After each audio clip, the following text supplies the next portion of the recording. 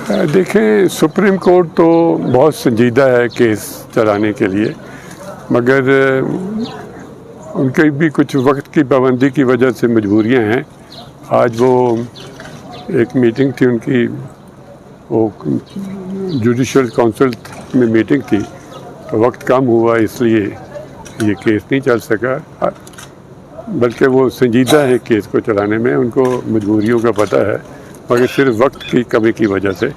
उनको बताया भी है, रिक्वेस्ट भी की है कि ये बड़ा इम्पोर्टेंट केस है और पूरे बलूचिस्तान बल्कि पूरे पाकिस्तान की नज़रें इस केस पर है, क्योंकि डिप्टी स्पीकर बड़ी इम्पोर्टेंट पोस्ट है और उसके ख़िलाफ़ धांधली का एक इशू है जो सेटल होना चाहिए, और स्टे आर्डर लेके बैठा हुआ है।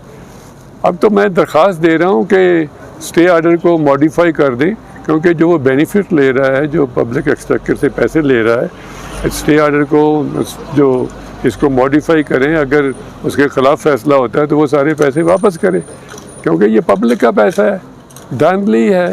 ट्रिब्यूनल ने फ़ैसला उनके ख़िलाफ़ कर दिया है कि 55,000 वोट इनवैलिड हैं 1,14,000 में। तो क्या ये इलेक्शन जो है साफ, फ्री, फेयर, ट्रांसपेरेंट तो नहीं है? अब एक दरख्वास्त दे रहे हैं हम, मुझे इंस्ट्रक्ट किया है मेरे क्लाइंट ने, हाजी मीर लश्करी रसानी ने, कि दरख्वास्त दें कि अगर उसके ख़िलाफ़ फ़ैसला होता है तो सुप्रीम कोर्ट उससे पैसे जो उसने जो बेनिफिट्स लिए हैं, जो पब्लिक एक्सपेक्टर का पैसा ले रहा है, उसे वो वापस करेगा। नेक्स्ट जुलाई में, फर्स्ट वीक ऑफ जुलाई रखा है केस। नज़ीर आगा साहब, आप ही इस केस के पिलर हैं। जी आप क्या समझते हैं जी? आज हमें पूरी जो है हमें तवक्को थी कि ये हमें सुनेंगे, लेकिन आज और कल जो गुजर गया था वही पॉइंट्स जिस पे रियाज साहब 3 पेशों पे मुख्तलिफ तकरीबन 2 साल से हम इन इश्यूज़ पे बेस कर चुके हैं। इसमें यह हमें ये कह रहे हैं ऑनरेबल सुप्रीम कोर्ट या कासम सूरी के जो वकील साहबान हैं कि जिस वक़्त हाजी लश्करी रसानी साहब ने बलूचिस्तान हाई कोर्ट में अपना इलेक्शन पिटिशन ट्रिब्यूनल के सामने लगाया था, आया वो मेंटेनेबल था या नहीं था? तो इस सिलसिले में जो है उस वक़्त कासम सूरी साहब के जो वकील थे उन्होंने एतराज़ात किया था, जिसको बलूचिस्तान हाई कोर्ट ने रद्द किया, उसको मुस्तरद किया। फिर आगे उन्होंने इस पॉइंट को सुप्रीम कोर्ट के सामने चैलेंज नहीं किया, वो मौका उन्होंने गंवा दिया, ज़ाया किया। वैसे भी हमारे पिटिशन पे वो लोग इस बात पे एतराज़ उठा रहे हैं कि हाजी लश्करी साहब जो है उस वक़्त ये हमारा जो रजिस्ट्रार, असिस्टेंट रजिस्ट्रार, उसके सामने पेश हुए थे, नहीं हुए थे। बिल्कुल हाजी साहब पेश हुए थे। हाजी साहब का जो है तस्वीर है वो वहाँ पे जो हमारा जहाँ सुप्रीम कोर्ट में जो पिटिशन पड़ी हुई है उसमें हाजी साहब की तस्वीर भी लगी हुई है, शनाख्ती कार्ड सब कुछ मौजूद है। सिर्फ इस केस को लिंगर ऑन कर रहे हैं।